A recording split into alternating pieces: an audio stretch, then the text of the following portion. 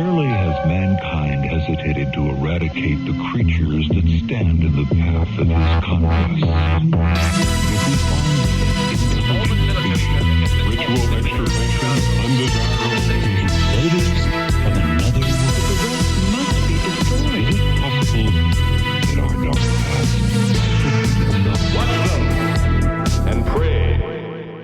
Greetings, ladies, gentlemen, government agents, potential sugar mamas, and anybody who might be listening. This is Close Encounters of the Podcast Kind, doing more episodes like we usually do. Today, we're going into something that has captured the imagination of, I think, actually just one generation, maybe, but the Bermuda Triangle. I'm your host, Tasker, and we have our other host, the paranormal extraordinaire, Nick. Yeah, guess what, everybody? I went to a restaurant and ate in the restaurant for the first time since this whole coronavirus thing started, whether you believe it's real or not, right? And how was that? Were they up to code? Was that up to code for you? That was the most Rick and Morty response ever. You know what? No, it was really nice. It was nice to go out to a restaurant, and it was nice to sit down and actually eat a meal that not in my basement, covered in just like shit, basically. That was nice. I would say 6 out of 10. The pasta was cold, and there were rats running around, but it was still a good time. Did like all the servers, were they like super out of practice and stuff, and they like spill stuff on you, or like accidentally call you like or like made fun of you for being like Japanese or something? Yeah. I walked in, so I went to so I sat down immediately.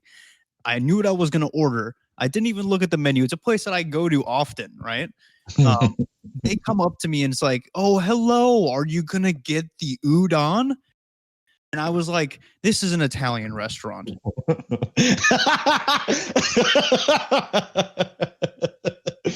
I'm actually just picturing this in my head, like this playing out in like an Olive Garden or something.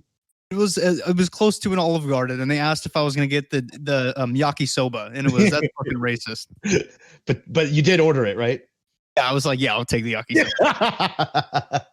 Along with the side of spam musubi, which is questionably good. But we're not talking about. Yeah, we could. Never mind. We're not getting into this argument now about my disdain for spam and why I think it's dog food. But today we're not talking about that. We are talking about the Bermuda Triangle that has nothing to do with spam wrapped up in rice and what's that stuff called? Seaweed. Look, really quick before we move on, I just want to point out that the person whose lineage relies solely upon eating the blandest food in the world, potatoes, is giving me shit. Hey, that's only half of me. The other half of me is the Hispanic side with all the spices and arguably some of the best food in the world. Yeah, man, but okay, all right, I'll give you that. But that's fine. That's fine. Well, I can't eat fish because of an allergy, so I also can't truly understand your culture really completely if you can't eat fish. Yeah, that's why this doesn't work, because my culture relies heavily on fish and canned meats. Mm-hmm. You refuse to eat canned meats and you can't eat fish, so we're at an impasse. And I refuse to eat potatoes. Yeah, so I guess, wow, in a rare change of events, we could actually call it a draw today, huh? We're calling it a draw. I don't think anybody won this one, unfortunately. We just both leave angry and hungry. And resentful. Yeah, that sounds about right. But before we get into everything, per new tradition, how's your horoscope looking today, man? Well, let me tell you how it looks. And I'll tell you, okay, I've already finished my workday, so I can tell you guys how it went along as well. So today it says, enthusiasm and energy will be your allies today, Cancer. Is that an insult or is that your horoscope? Call me Cancer. Something different is in the air and enticing you to move forward. You'll make decisions and go in new directions for your own good and for the good of the people around you. Your dynamism will have a beneficial impact on your family. This newfound strength will give you a great boost. So you feeling that? You feeling a new level of energy and vigor? A little bit, honestly. Like I've been going through a bit of a rough patch here creatively, but I think things are turning around a little bit. Everything's the same at work though, so I can't attest to that. Everything's just a shit show and a half there. So, but I'd say it's like half accurate. Yeah. All right, that's legit. That's legit. On my end, it says I've always been a loner, and I tend to act on my own and don't trust outside help. But over the last few weeks, I managed to find people who have accepted me the way I am. And it's as if I have found a refuge where I can escape reality. But you will find that I will find that if I open my heart to others, there will be additional places of refuge. So it doesn't say a lot because there's just the two of us talking right now. So I guess I can't really reach out more than I am. But yeah, I'd say this podcast is a pretty nice refuge for me. It's a good way to kind of just like, just not suffer from the fact that we live in America during the coronavirus. Yep. You know what? That's true, man. See, the horoscopes aren't all bullshit. Like there's something there. Yeah. It's crazy sometimes how it's when you get that day when it just like clicks and you're just like, or it's like, it explains exactly what you're going through. And you're just like, oh, God damn. Like I would never, purchase a house based on what a horoscope says, but yeah, it's fun. I think it's fun. So looks like the general mood today is fairly positive and looking for the future. Exactly. And let's keep that in mind as we go about the episode and try and be at each other's throats as little as possible. Yep. We'll see. That seems to be the current like consistency with the horoscopes. They're just like, come on, guys, like be nice. So we'll see how far that goes and how quick we blow it. Honestly, it all depends on how often you bring up anime. That's all that's riding on. I'm telling you, I don't plan it. It just happens. Like it's there, the reference, the connection, and it must be done because it's the best way to explain it. It's going to be hard for you to find a connection to the Bermuda Triangle. Yeah, because really the only animated thing I could think of is like Atlantis, and that has arguably nothing to do with the Bermuda Triangle. But yeah, was that Disney? I don't want to get that wrong. Atlantis. It was Disney. It was Disney. Okay, yeah, I know. I just don't want to die for that, but I don't know. What do you think? I don't know. We'll see. If you bring up anime, we'll talk about it then. But right now, I think I'm in the clear, so I think we'll be okay. Yeah, and I'm not one to force it in. I'm not going to look for it. I'm just going to let it happen. Oh no, One Piece. I can't. No. Okay. The face Nick made was like. It's like when you see a serial killer just like reveal himself as a serial killer. We haven't even done the introduction to the episode yet, like the full introduction, and you're already bringing up anime. Stop it. No, we got to stop it. We can't do this.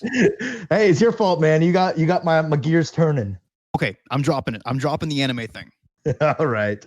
Well, then, if we're going to move forward, how about you start us off? All right, everybody. Well, in this episode, we will be talking about the infamous Bermuda Triangle, also known as Hurricane Alley, which is also the name for my asshole. Thank you for that vivid description. You're welcome. Or also known as the Devil's Triangle, an area in the North Atlantic Ocean where more than 50 ships and 20 aircraft have mysteriously disappeared over the years.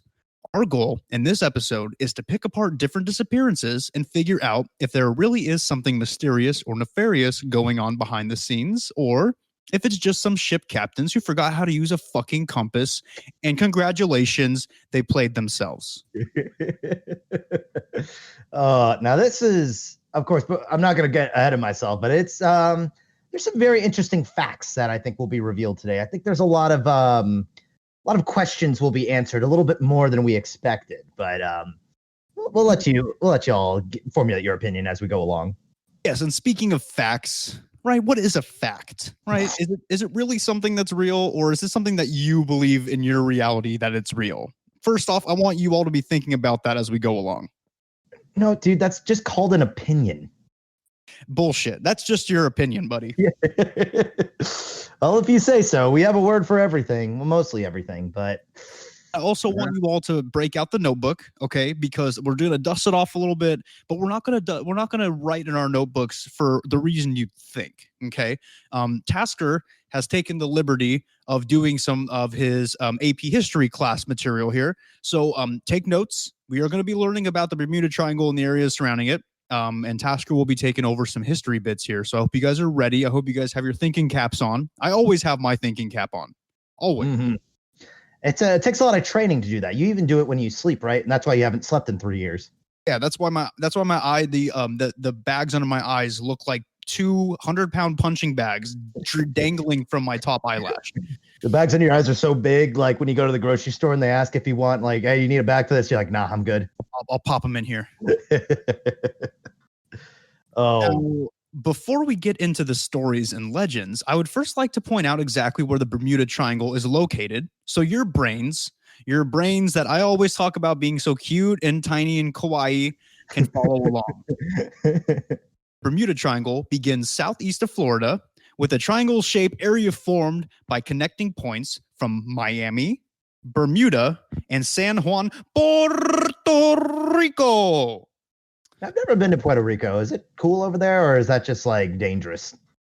I don't know, man. I heard it's pretty cool. I heard it's not.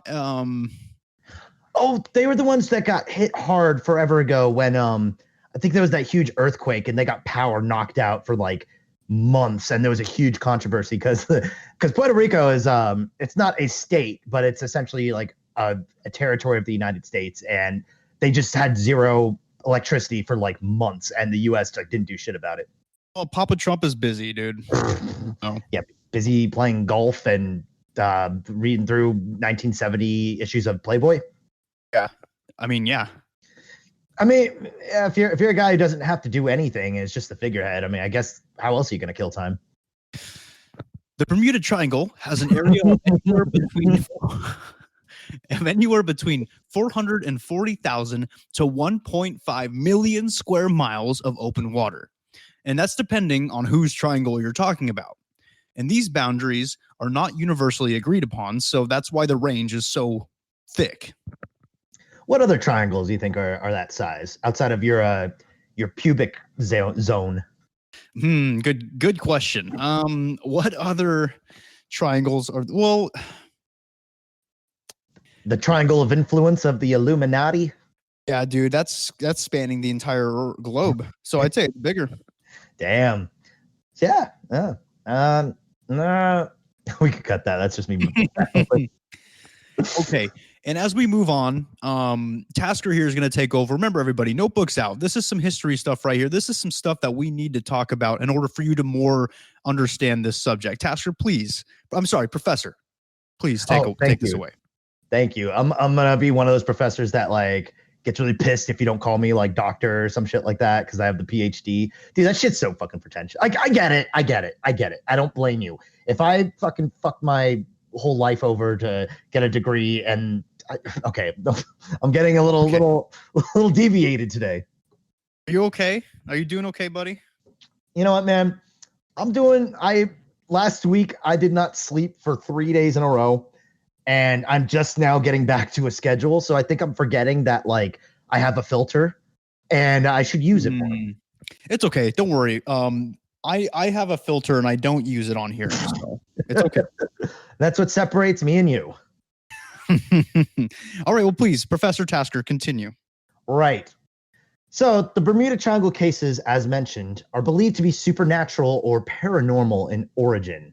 The legend was popularized in the mid-1900s. So around like 1945, I think 1950-ish is more of when it like really started. So this is actually fairly recent. Like the Bermuda Triangle thing has not been like super like prolific back in the past.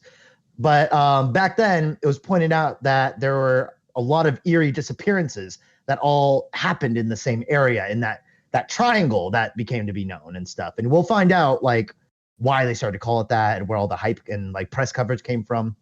So the first widespread interest in the Bermuda Triangle was as an urban legend, and it could be traced to three main sources. One was a cover story from, a story called The Spreading Mystery of the Bermuda Triangle in the August 1968 issue of a pulp magazine called Argosy.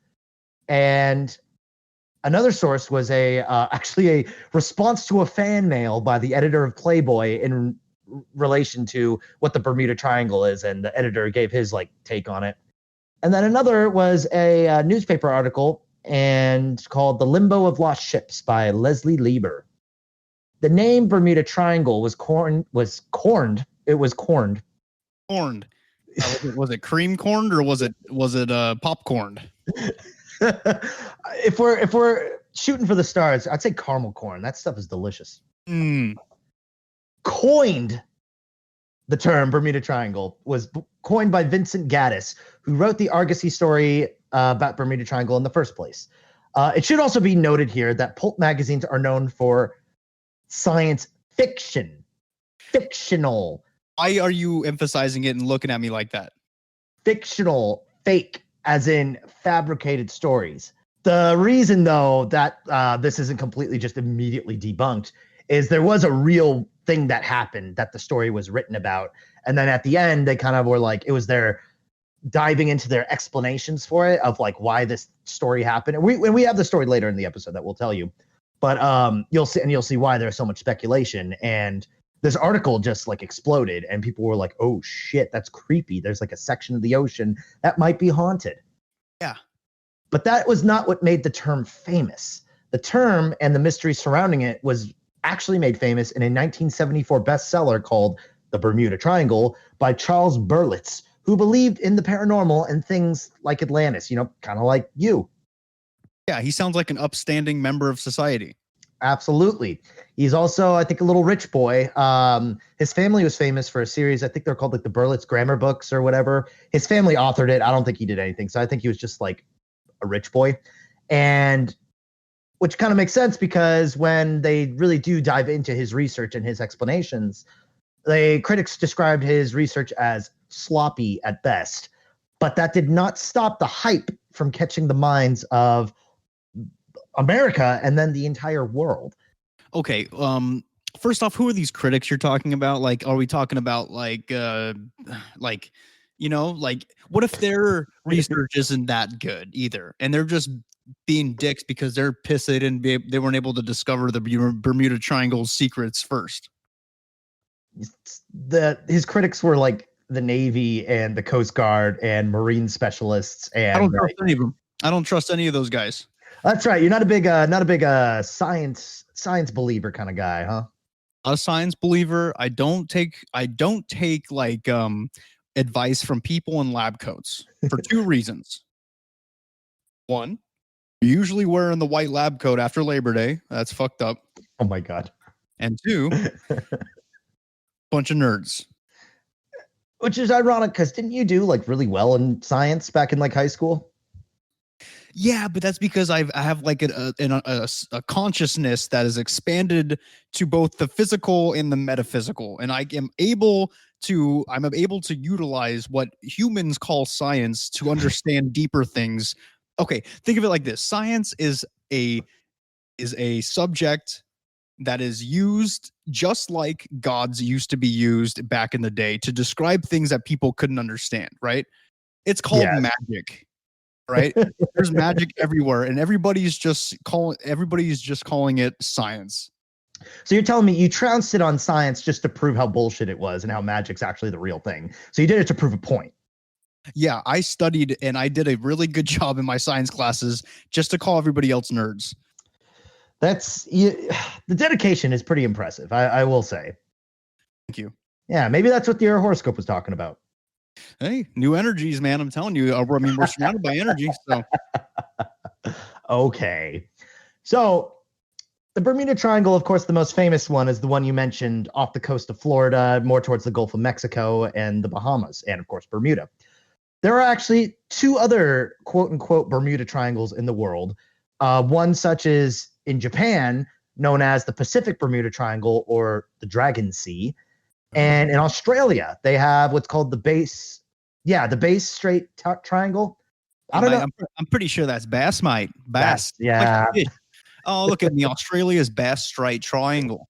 It sounds like a fucking great time. Go in the ocean there, swim around a bit, bring a kangaroo with you just in case you need something to float on when you get back in there. Then all of a sudden, boom, stuck in like another dimension or something, mate. Mm-hmm. Perma-smoko, huh? Yeah, dude, I'll be right back. I'm going to go take a smoko. Little do they know, they come back like 8 years later looking like they haven't aged a day. It's fucking trippy over there, mate. I would watch a movie about an Australian caught in a sort of like haunted triangle type situation, and he just has his like milk crate and cigarette the whole time. I fucking love Australia. I take a second just to tell our Australian listeners, because believe it or not, everybody listening, our second most listened country besides our own is Australia. So I wanted to take a second and just say thank you to thanks mates, all you over there listening to the podcast. Really appreciate your support, and I hope my accent doesn't like you don't unsubscribe and we stop hearing from you guys. You know what I mean? And of course, thank you for giving us the term smoko. It's honestly we use it a lot more than we should. Yeah, I have a shirt that says smoko on it, and it's like it's a dude sitting on a milk crate with a mullet, because I know mullets are coming back in Australia. I also was trying to grow one out, and I don't have the hair for it, so I cut it off. But I'm sorry, guys, I let you down. So everybody in Australia listening, who listens to us, thank you. We really appreciate the support from down under. So yeah. Wonderful tribute. Thank you. But of course, the reason I actually back to triangles, the reason why I figured out that there's different triangles was because I was going on like a deep research on what seemed like a Bermuda Triangle case. And then I realized it wasn't a Bermuda Triangle case at all. It took place in Australia. And I was like, why didn't the accents like trip me up? Like what? So that's how we figured that out. And so there's actually 3 Devil's Triangles out there in the world, just so you know. It's awesome. Yeah. So good places if you're feeling like getting lost. There are claims, though, that 15th century explorer / genocider Christopher Columbus reported erratic compass readings and a, quote, great ball of fire, end quote, falling into the ocean that, quote, glowed green, end quote, underwater in the area that is approximate to the Bermuda Triangle. And that's where a lot of people started to begin to attribute that this might be extraterrestrial, because that's the kind of reports that they dug up when this whole Bermuda Triangle thing started to get popular again. Well, okay, look, I love aliens just as much as the next guy. Okay, normally I jump right on that and start talking about it. Can we go back to how you titled him a genocider, though? Oh, yeah, because, dude, he killed a shit ton of people, and he also ruled a little bit of some of the islands he took over. And, dude, he fucking, like, tortured people. When people, like, stole stuff, he chopped their ears and tongues off. Like, he was a huge asshole, to the point where he actually was put on trial for being, like, a tyrant. Dude, I don't give a shit if he discovered America. Like, dude, that shit's cool, but that's like, it's like learning that John Lennon actually beat the shit out of Yoko Ono. It's hard facts. They're not good people. First off, you shouldn't have liked John Lennon in the first place. It doesn't matter if he beat his wife or not. It does, but okay. Second, look, I want to defend Christopher Columbus. All right, that's not why I'm here. It's you versus literally every indigenous person ever. So let's hear it. What are there, like 20 of them now? Holy fucking shit, dude.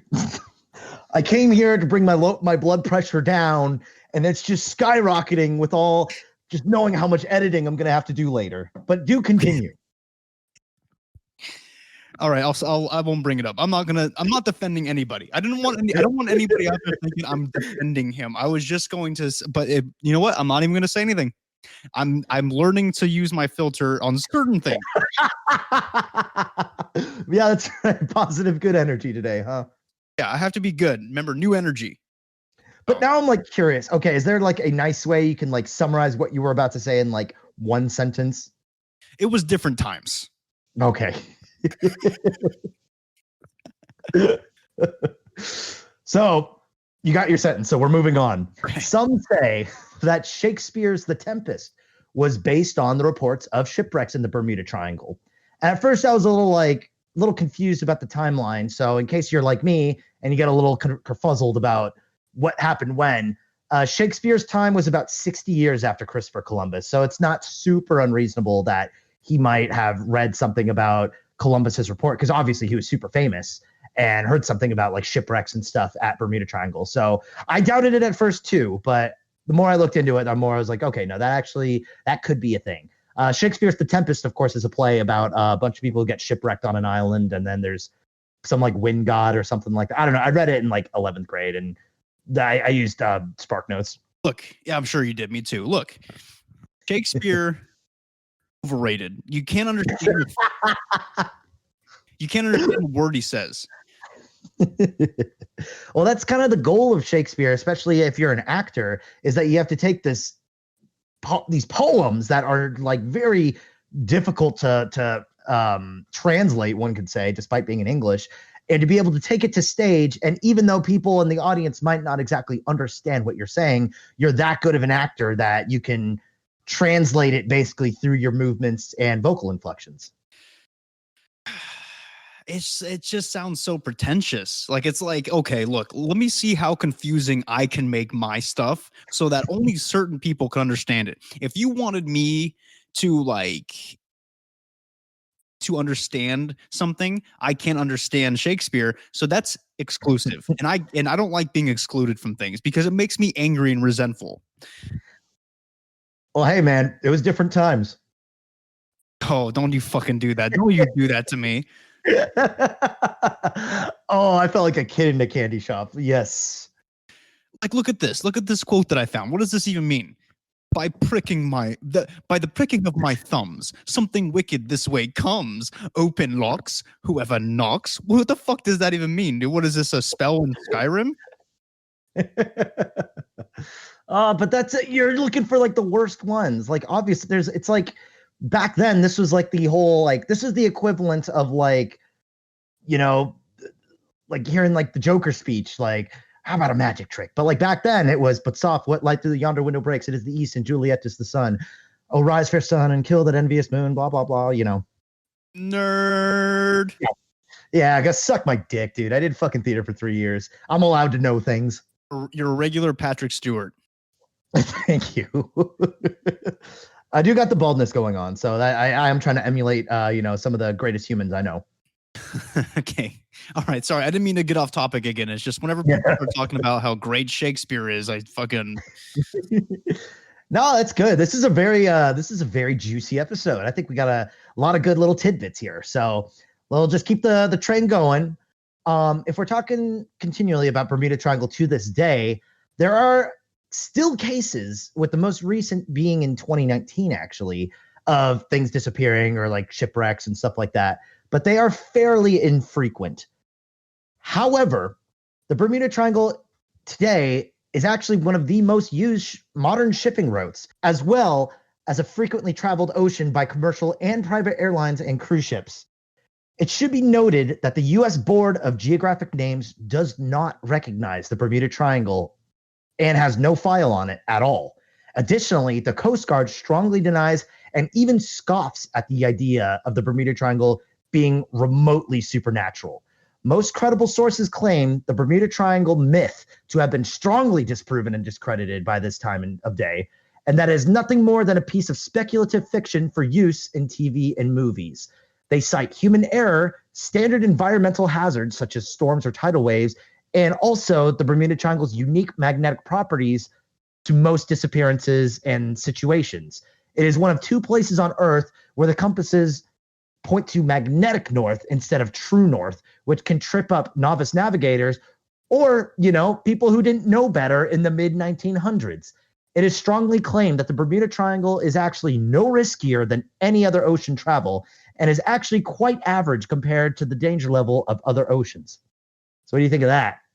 Here's what I think about that argument. I've thought about this argument before. The ocean is a dangerous place, right? The ocean is a very scary, big place where things can go wrong.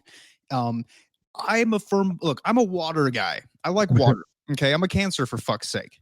Right. But I respect the duality of nature.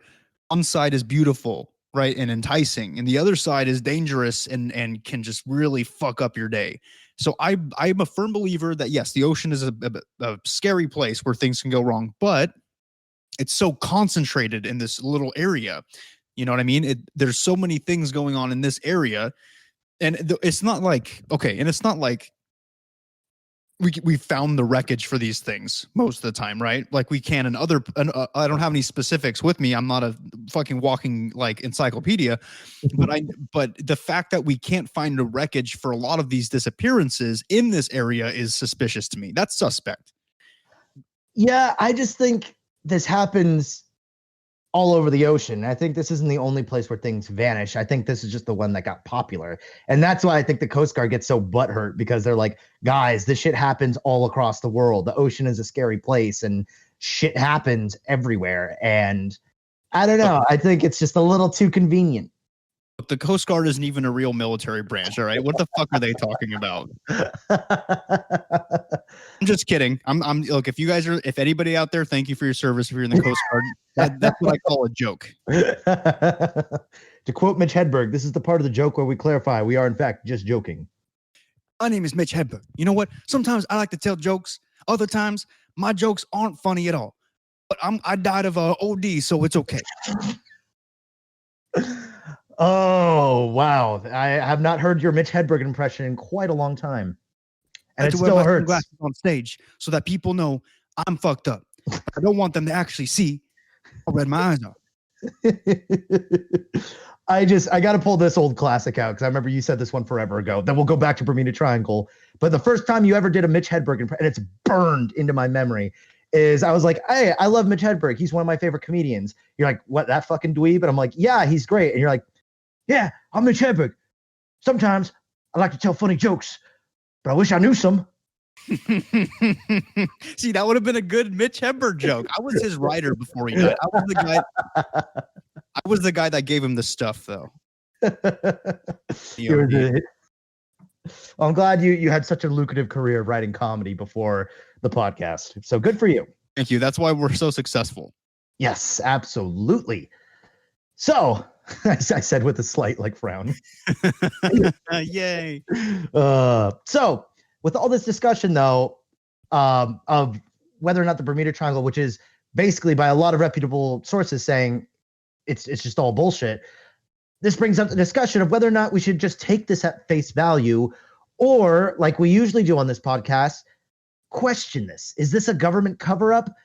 Because most of these stories, of course, aren't just about ships crashing and sinking, like you said, but instead about them and their crews vanishing completely with no traces despite search efforts and alleged explanations. And although probable, most of these explanations cannot be fully proven, as there is, like you said, no real evidence. I mean, I think there's a very mundane explanation for all this stuff. And I think, as we'll come to find, some of it just shit just happens. And, the ocean's a crazy place. And sometimes you can't always, we haven't even discovered most of the ocean yet. So it's like, you know what, who's to say they got caught up in something that just sucked them right down to the bottom of the ocean? That's completely uncharted territory. I mean, like I said, I think the ocean has the ability it has things that we don't know about that will probably cause some of this. But to me, that's supernatural, baby. You know what I mean? Like, if we don't know what it is and it's happening, that's supernatural because it's beyond our natural understanding of things. It's kind of like cryptozoology, right?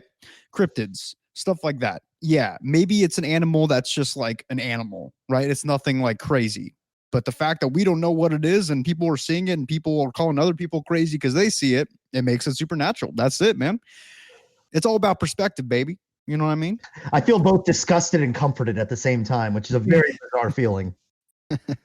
But, well, then let's just get into some stories and let's figure out, let's see what we got. We got to hear the stories first before we can really form a true opinion on it. So without further ado, let's just get into some of this is the very real, all this stuff that we're about to read did happen. So we'll see what we think. So I'll let you start us off.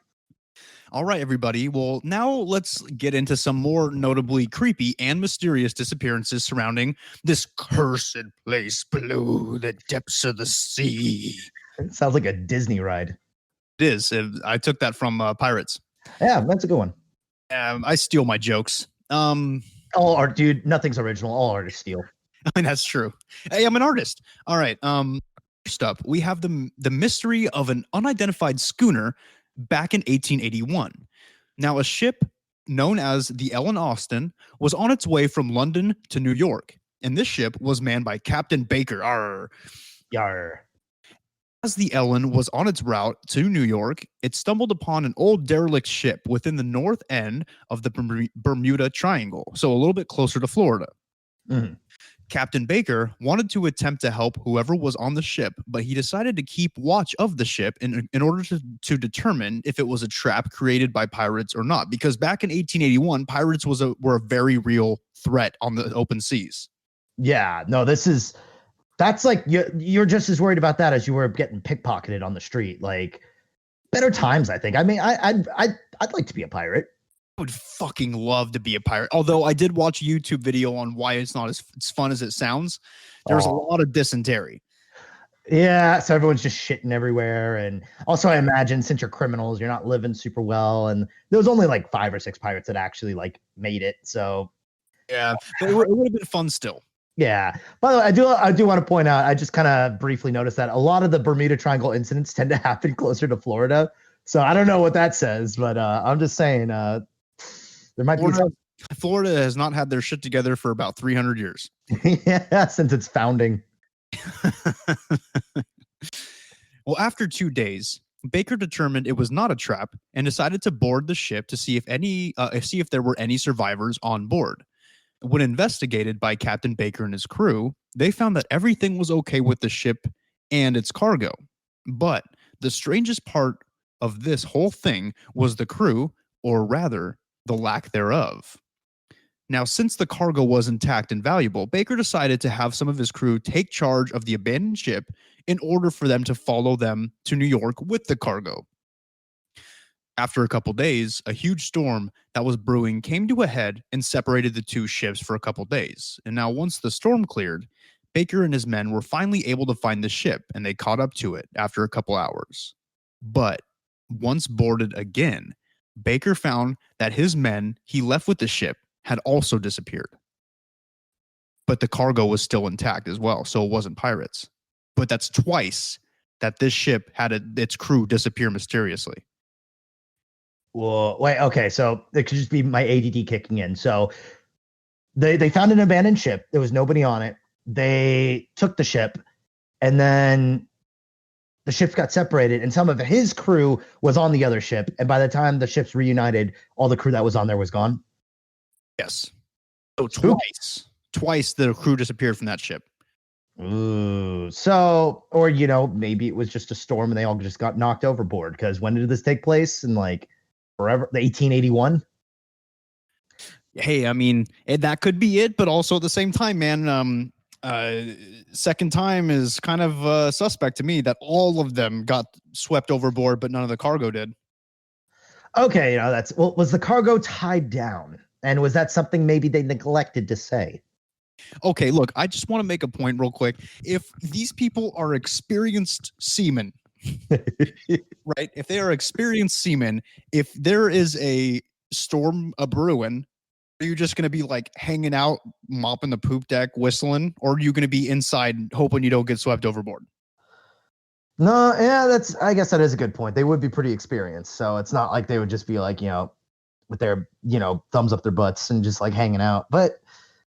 And there was no damage to the ship. There was no way they could have fallen out of a window or something like that.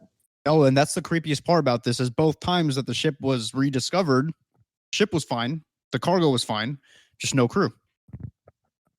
That's really weird. I was going to say maybe some kind of cult-like ritual suicide, but that doesn't account for the fact a whole separate crew went on there and disappeared again. Yeah. Pretty weird. I don't know. So that's one of my favorite instances of the Bermuda Triangle is that one right there. Similar to well, no, not really. I'll save that reference for later. Oh shit! I know what you're fucking thinking of right now. Do you want to just get it over with, or you just want to wait for it? Just wait for it until the time feels right. Okay. One Piece Thriller Bark arc. It's about the same thing when they first discover Brooke. There you go. I was having such a good day. Like I had a good day at work, and I came home and I ate leftover tri-tip and vegetables, and then we were doing our podcast together. And, my horoscope told me to have new energy, good energy.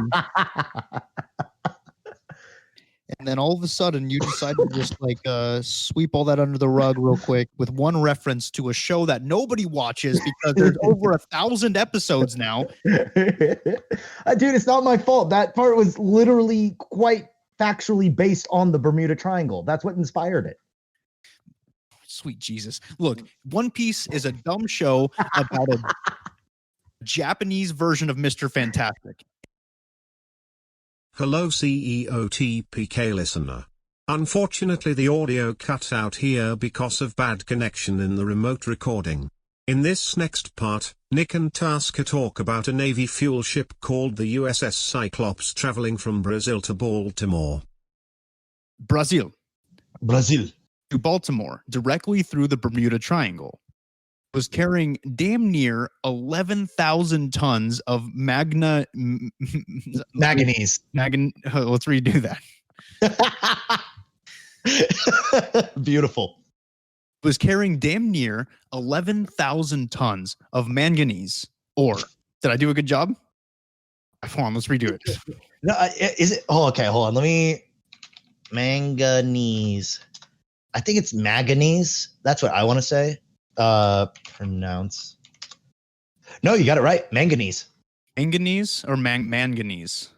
Manganese, like mango. Manganese. Oh, okay. All right, I'll do that. Okay. You got this. Take 3. Was carrying damn near 11,000 tons of manganese ore and had a crew of 309 on board.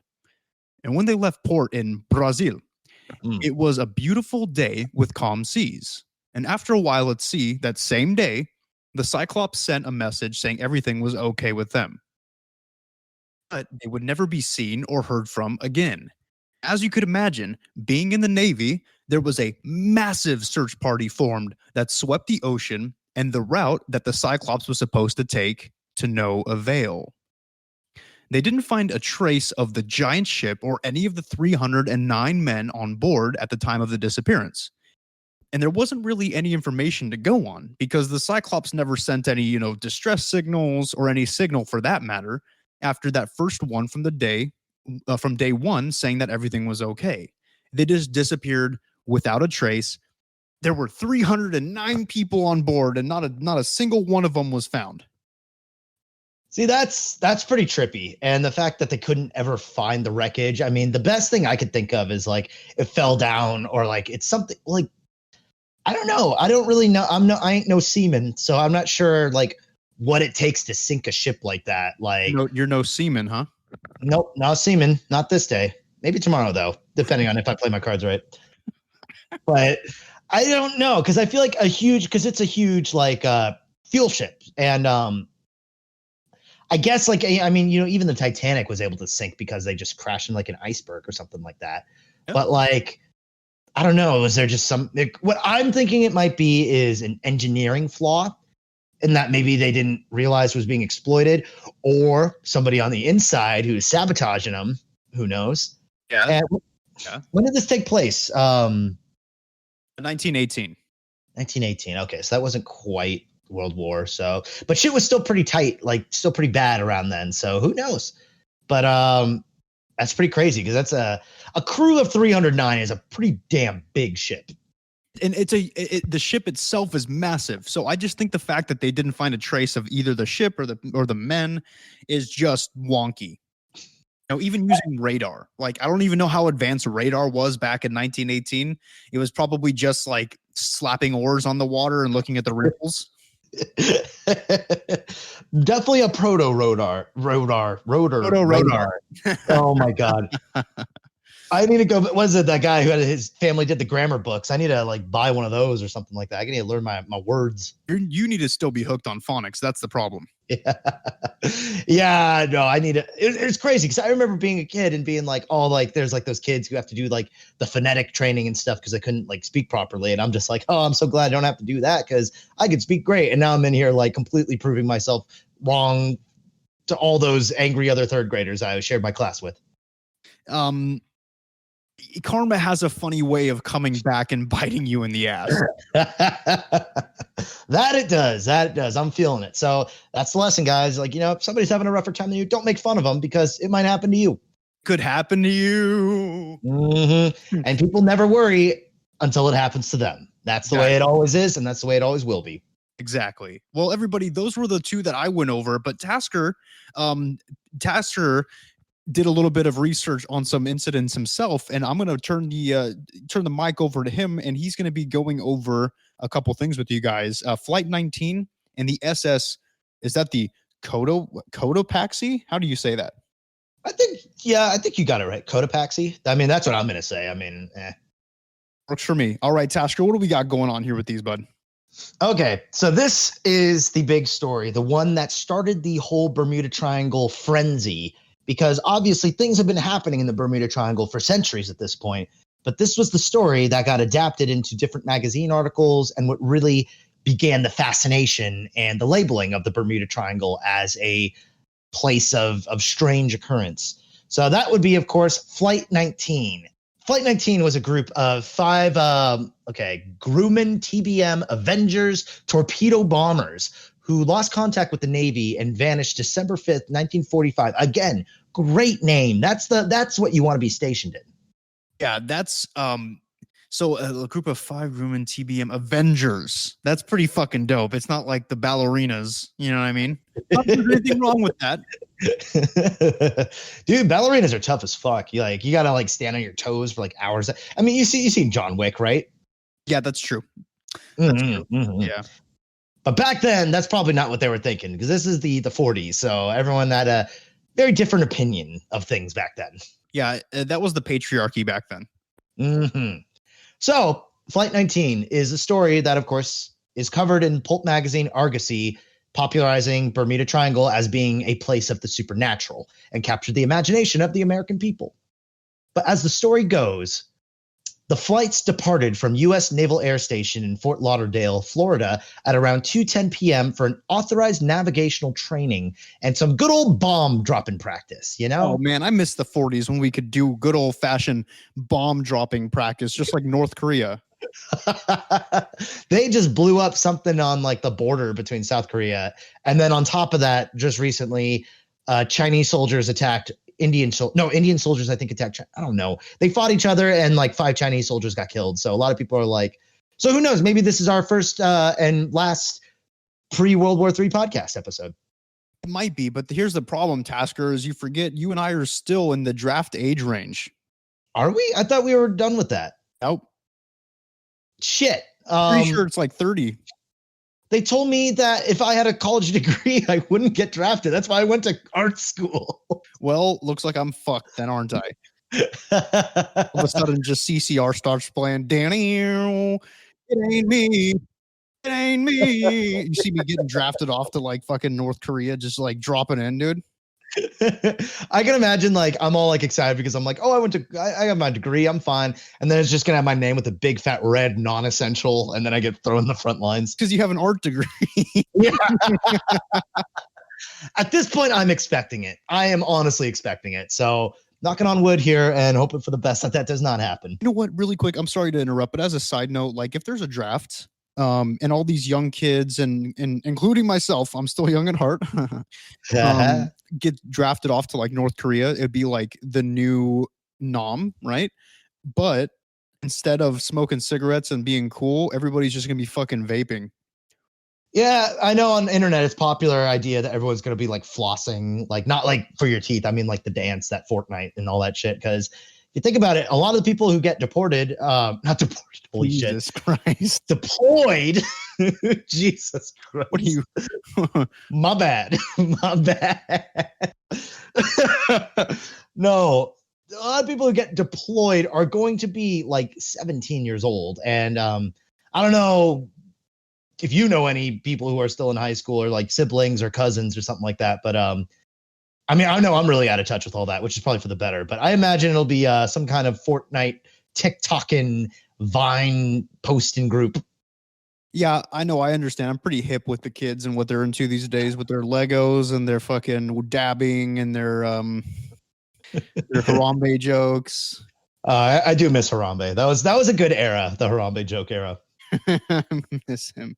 Okay, but yes, I'm sorry. I didn't mean to get off topic, but I just wanted to point out that it's just going to be a bunch of pussies vaping over in North Korea if we all go into a draft, including myself. Look, I'm not calling anybody out. I vape. as well. So if I go to Korea and have to fight, and I have to, I'll be right there in the trenches with you guys, vaping on Polar Breeze. Yeah. I was gonna say, if you smell that or strawberry shortcake, that's how they know that you're nearby, right? Yeah, they'll know that death has come for them. Not a bad calling card. So, anyways, back on track. We have the Flight 19, which is a group of what is it? The group of the people. They're doing a little instructional thing. They're doing a little training, and they're doing their bomb drop in practice, led by senior flight instructor Lieutenant Charles C. Taylor, with 4 trainee pilots, all of which had over 300 total hours of flight time, just to sort of show that this wasn't like their first flight. Like, they definitely had experience under their belt. 300 hours of it too. So that's like I don't know, man. I played VR chat for like 600 hours. 100's kind of pussy stuff. I mean, put it in that perspective, that does make a lot of sense. I think 300, that's more about the time I put into Skyrim. If we're talking about how much time you put into Skyrim, it's a scary number. It was a scary time in my life. Each flight had a small crew for a total of 14 people on this training mission. And there's 5 planes, so they're all dispersed. They each had a trainee pilot and like a little 1 or 2 person crew. I mean, I'm not a mathematician, so you could do the math if you want. The sea conditions were moderate to rough with scattered rain showers, and the weather was considered to be average for flight training. So by all means, nothing really should have gone wrong today. At around 4 p.m., the compasses began to malfunction, and the Navy began to intercept messages from the flight leader and the trainees discussing their uncertainty of their location on the Florida coast. Navy picked up their last radio signal at around 7:04 p.m., and the signal they picked up was an exchange that happened roughly around 6:20 p.m., where the flight leader's last words was asking the aircrafts to hold tight and to go down together once they were below 10 gallons of fuel. They were reported earlier saying that everything looks strange, even the ocean looks strange. The Navy's attempts to contact Flight 19 were unsuccessful due to the Cuban broadcast transmissions, unfavorable atmospheric conditions, and static. The search for them began at 6 p.m. I'm killing it today. I am just murdering this rhetoric.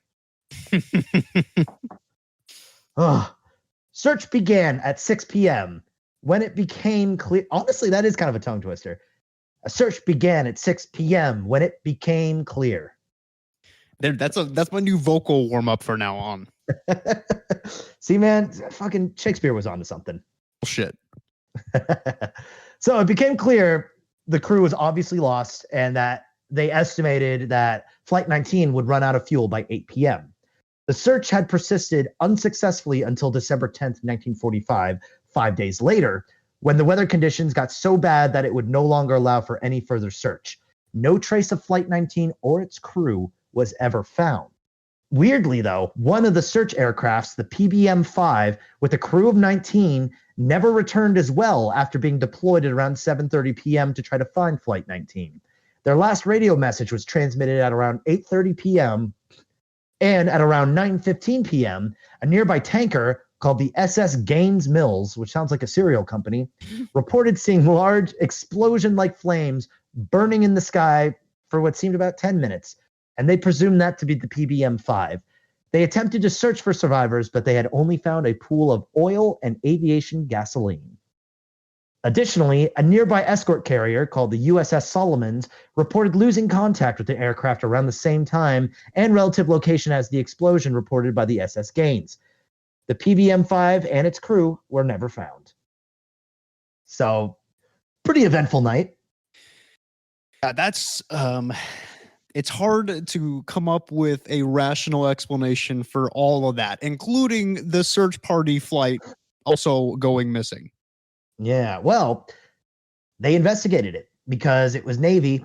A Navy Board of Investigation wrote a 500-page report on the entire Flight 19 incident. An official at the Navy even reported it is as if they had flown to Mars. It was determined that flight leader Lieutenant Charles C. Taylor was not at fault since the compasses were malfunctioning, and therefore he was doing what he believed was right in terms of where they led the planes, blah, blah, blah, which I'll get into in a second. The planes were labeled as lost to unknown causes, heavy quotes. But this is noted to be largely at the insistence of Lieutenant Charles Taylor's mother, who claimed that the Navy could not pin this whole horrible situation on him because there was no evidence. So it's not fair to say that he led his all the trainees to their doom. So what happened likely, as they assume, is that Flight 19 went off course since Charles Taylor mistook the surrounding islands as being, he thought they were at the Florida Keys, which is kind of off the south coast of Florida, and towards like more like the Gulf of Mexico. But in actuality, Flight 19 is estimated to have been closer to the Bahamas, which is more southeast of Florida. So along with the compass troubles, Charles, the lieutenant, accidentally took everyone to basically the open ocean east of Florida, where they allegedly had crashed at sea. Now, what happened is he kind of mistook the islands a little bit. So he thought he was southeast of Florida, but in fact he was southwest. So to try to bring them home, he tried to go northeast, which if they were actually at the Florida Keys, that would have taken them back to Florida. But since they were looking at the wrong islands, he ended up just taking them deep into the open ocean. But sadly, though, there was a point where they did start moving west towards Florida from the open ocean in the right direction. And from the radio things that they intercepted, the trainees actually did agree that this was the right way. But Lieutenant Charles Taylor decided to change directions back to northeast after many hours of misinterpretation and confusion of where their location was. Radio transmissions also show that the trainees did believe that west was the right direction, some even saying under their breath, we should just be going west. But they did not fight Lieutenant Charles Taylor's orders because of military training. If they had continued going west, they predicted they would have returned to Florida with fuel to spare. Flight 19 is considered missing to this day, and there have been several mistaken quote-unquote discoveries of Flight 19, but all ended up being false or misleading. One interesting case, though, which I think is kind of cool but could be fishy, is there's actually a treasure hunter named Graham Hawkes who believed to have found the aircrafts, only to determine that his discovery was false. But later, he stated that there might actually, what he found was possibly the real deal, but at the time, it was more advantageous to his investors and possibly at insistence of the Pentagon to keep the story a mystery, and thus he decided to keep quiet. So it is unclear whether or not he's telling the truth or is just trying to become relevant again. Interesting. Very interesting. It's a nice excuse, the whole getting lost thing. But I just feel like it's hard for me to imagine somebody with such a great amount of training, especially with aircraft aviation, like aviation in general for the military, would mix up the Bahamas and the Florida Keys. It's hard for me to imagine them doing that. I don't know, man. I don't know what their technology was like back in, what is this, 1945? Yes. But it's hard for me to imagine that he'd be like, nah, that's definitely the Florida Keys. You know what I mean? I just see him as being like a stubborn, like military. Well, that's also another thing too that I need to think about is these people were fearing for their lives. Like this is not like it wasn't all calm and steady and then, oh no, now we're crashing. It's like, no, when you're out at sea on an airplane and you're lost, that's gotta be terrifying. So who knows? Maybe he was just buckling under pressure, or maybe he just didn't have the right instinct that he thought he did. But also they did say that the compasses were acting pretty wonky because as we know, the magnetic field in Bermuda Triangle is a little off, but so who knows? I don't know. And also too, I don't know shit about islands and their differences. And they said it honestly could have just been just a simple mistake. I mean, it definitely could have been, but I just don't see it. I mean, okay, I know it's a possibility for sure, but I'm just gonna leave it at that. I don't think there was just a mistake. Mm-hmm. Well, and it's interesting, too, that if it ends up that this treasure hunter guy did find the real deal, then that means, well, I don't know, because what he found was just the planes. Obviously, I mean, obviously, if there was people in there, they would have gotten swept away by the current. So that would probably debunk the whole thing. But even that's up in the air. So yeah. I don't know. That's a good point. All right. What's the next one we have, Tasker? This next one is actually the last one, and this is the situation of the SSX Cotopaxi. This story is unique in that it is one of those where the wreckage had vanished without a trace until this year. Huh. Oh, yes. It was positively identified 100 years later, but the story is still interesting, so we're going to get into it anyways. The SSS Cotopaxi was an emergency fleet corporation bulk carrier commissioned during World War I, and the name Cotopaxi comes from there's a stratovolcano in Ecuador by the same name. What the hell is a stratovolcano? I should have looked that up. Stratovolcano. A volcano built up of alternate layers of lava and ash. So at this point, we're getting into deep, like, geology kind of stuff. So if we're going to really start breaking into different types of volcano, it's like we might as well do a whole episode. Okay, yeah, that's fair. So the Cotopaxi mostly hauled coal and had it actually been damaged twice before its final voyage in November 29th, 1925. Their final voyage was to deliver coal from Charleston, South Carolina to Havana, Cuba. The ship was captained by W.J. Meyer and had a crew of 32. On December 1st, they had sent out a distress call as the ship began to list and take on water during a tropical storm, and that was the last they ever heard from them. Wait, The SSX. what do you mean by a tropical storm? So was it like a storm that just started playing Bermuda, Bahama, Bahama, come on, pretty mama, Key Largo, Montego, baby, what? As the storm comes rolling in, you hear it like that music getting like ever so loud. I could see the thunder sort of mimicking the music notes of it. And, you know, it's like if you're going to go down, at least you got a soundtrack. You know, there's a little something fun going on. Well, like we were hoping before, we know that nature is merciless and doesn't care who or what we are, but we want to believe maybe at some points it might have a sense of humor. Yeah, that's what I'm hoping. So, distress that after they sent the distress call, they were officially pronounced overdue on 31st. Big shock.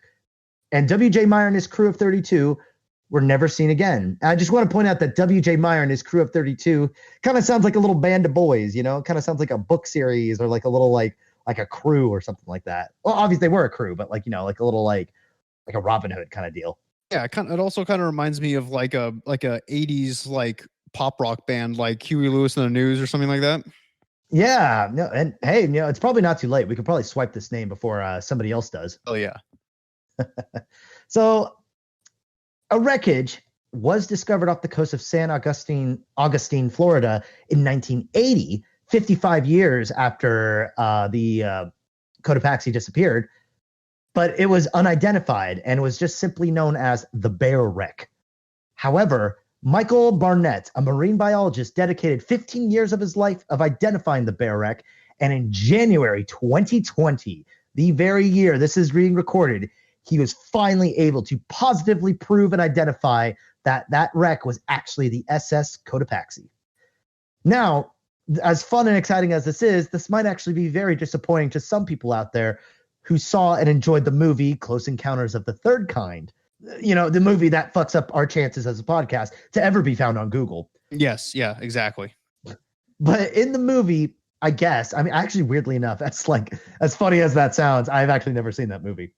But apparently in the movie, the Cotopaxi, the SS Cotopaxi is found in the Gobi Desert. And it's suggested that aliens were the ones that moved it. So it does kind of ruin that part of the movie for all y'all who are a little excited about all that. Okay, well, here's my question: is look, how does he know that was the Cotopaxi? Like, what? Like, if it took him, let's see, it was discovered in what 80? What year was it? 85? 1980. 1980 is when they first found a wreckage that possibly could have been it. So it took them 40 years to identify a ship. So how do we know it's been identified? If it takes that long, how do you identify it? I ain't no marine biologist and I ain't no identifier, but I take it like I'd imagine it would have to do with like comparing to like Navy records or ship records versus like what they were able to pull out through DNA versus I'm sure it took a ton of research and a ton of like intercomparing and looking at parts, looking at manufacturing, looking at like, it's like finding a Super Nintendo and trying to figure out if it like where it came from and who owned it at the time. Weird reference. It was all I could think of. I don't know anything about machines. Look, this guy's a marine biologist, right? Right. The last time I checked, marine biologists are kind of biologists, but for marine things, not ship experts. It's kind of like if I were to put my trust in a doctor who spent his life and dedicated his life to studying medicine and healing the human body. It's like I trusted him to identify as a police officer. Let's say I was a police officer and I was like, hey, you know what? I really need this wrecked beyond recognition car to be identified. Who should I trust that with? Oh, what about the doctor over at the hospital? I bet he's pretty good at that. It's like the same thing. I'm not going to trust a marine biologist to tell me after 15 years of just looking at a ship and kicking it a couple times if that's the right ship. Yeah, kicking it a couple times for 15 years. That guy, you know, and maybe, I don't know, maybe like W.J. Meyer and his crew of 32, he had his own like little band of boys to figure stuff out. Maybe he hired a whole staff and dedicated his life savings to figuring this shit out. W.J. Meyer has a band of boys, and we all know that. It's fucking disgusting. That's not the point. I think it is the point. This is one of these cases that are cut and dry proven to have been simply a ship that just got fucked over in a storm. And it was a crew of it's the crew of 32. You know, it wasn't a huge ship. I wasn't there when they said, oh, look at this. This is the ship. Like I said, guys, shouldn't Michael Barnett, the marine biologist, be fingering blowholes or something instead of looking for lost ships? He doesn't know how to identify these things. And yet he did, because it is agreed in the scientific community that it's proven. He figured it out. He solved the case. Why is that so hard to understand? It's not hard to understand. It's hard to believe. It's facts, which just earlier in the episode you confused with opinions.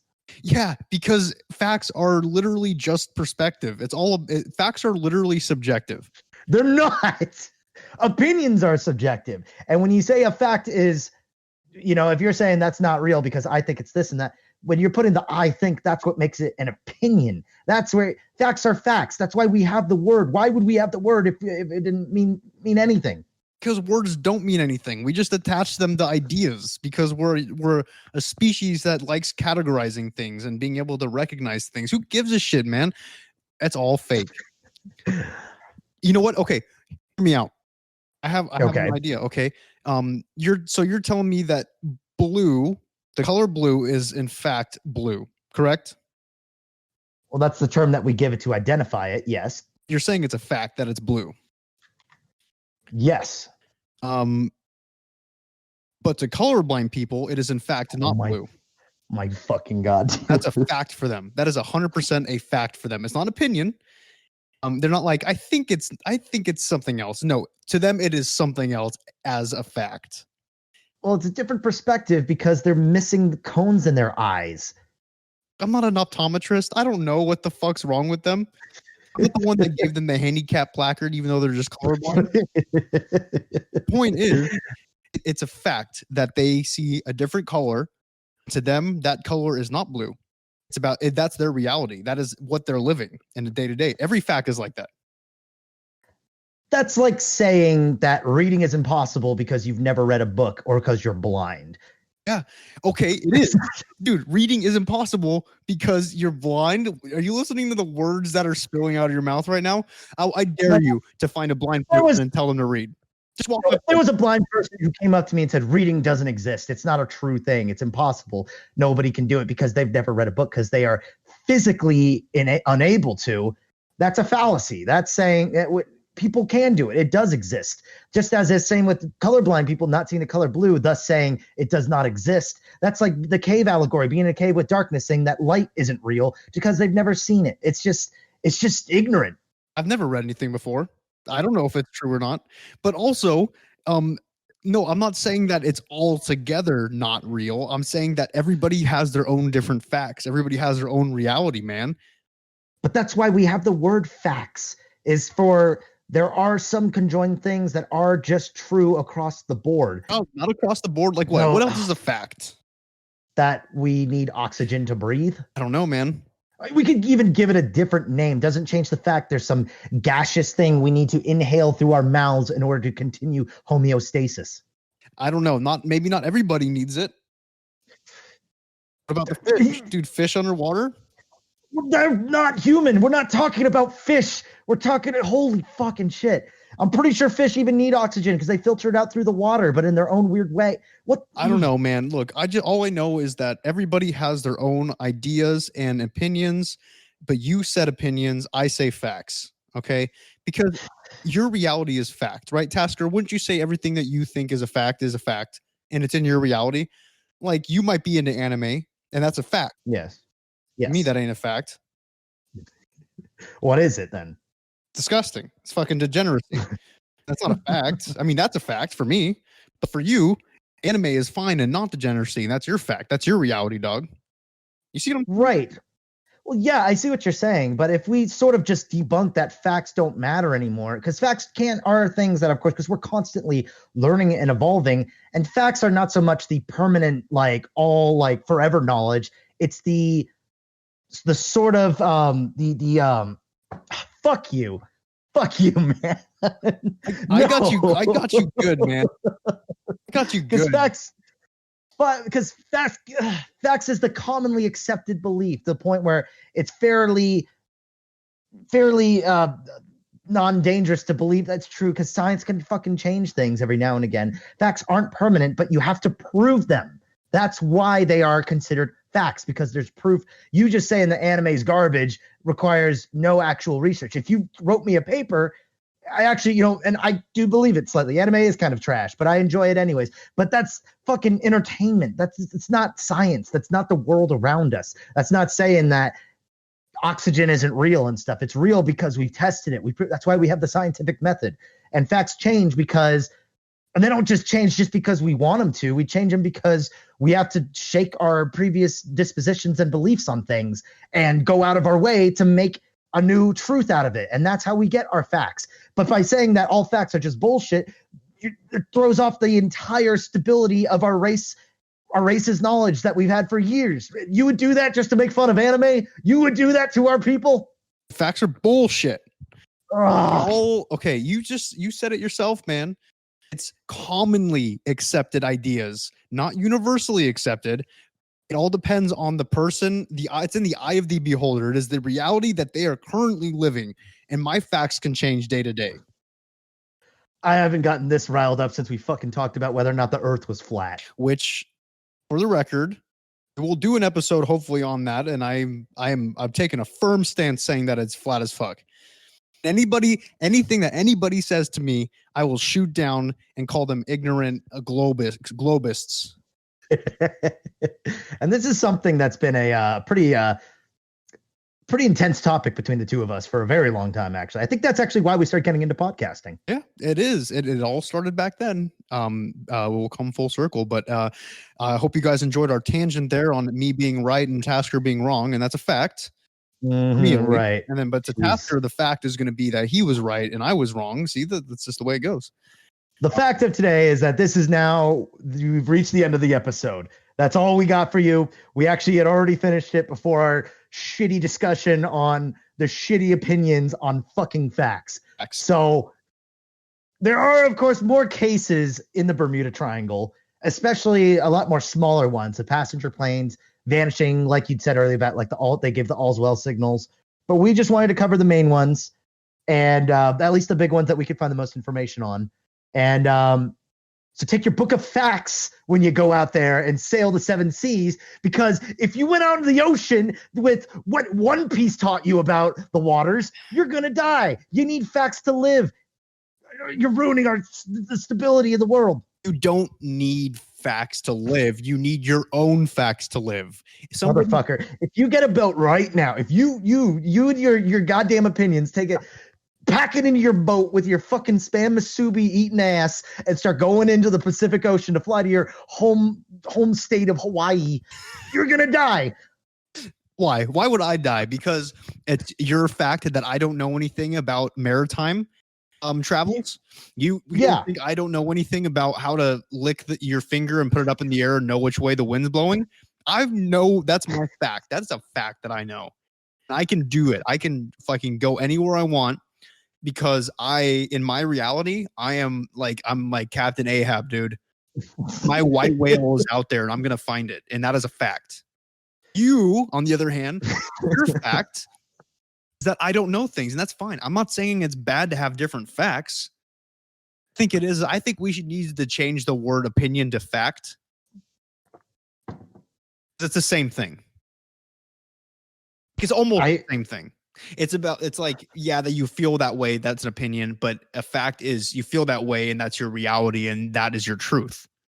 When people so strongly believe an opinion is when they believe it to be fact, which actually I think is a major source of conflict in the world. Is that sort of that? I wouldn't even call it a gray area, but there are.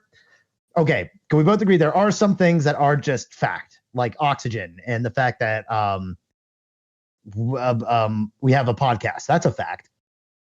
I'm not going to agree on the oxygen thing. I might agree with the podcast thing because we are technically doing this right now. But in my head, in my fact, this could be just like, I don't call it what if it's not, I don't call it a podcast, right? What if it's not a podcast? And to me, it's not a podcast. What if this is just like an internet radio show?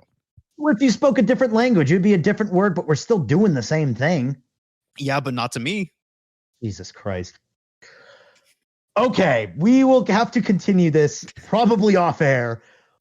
Interesting discussion, bringing up a lot of world problems because I feel like if we could figure this out, we might actually I think we could actually probably run for office. I'm already running for office, buddy. That's right. You wanted the army of monkeys, right? Because they're unpredictable and therefore making us into a better military power. Predictable. And like I've always said, what is more scary than 100 chimpanzees with assault rifles jumping out of a plane onto your homeland? Nothing. There's nothing scarier than that. I will not argue. That is very scary to think about. Really quick, everybody, just want to give you an update on the Count Chocula episode. Oh yeah. Yeah, this is going to be kind of it's not a huge update. We did recover some lost stuff from what we were talking about last time. We're still working on it, but we also decided to kind of like go off on like a little tangent and start talking about like Booberry and stuff too. Yeah. Oh, that was actually a very big moment for us. I think it was hard to kind of because the Count Chocula was.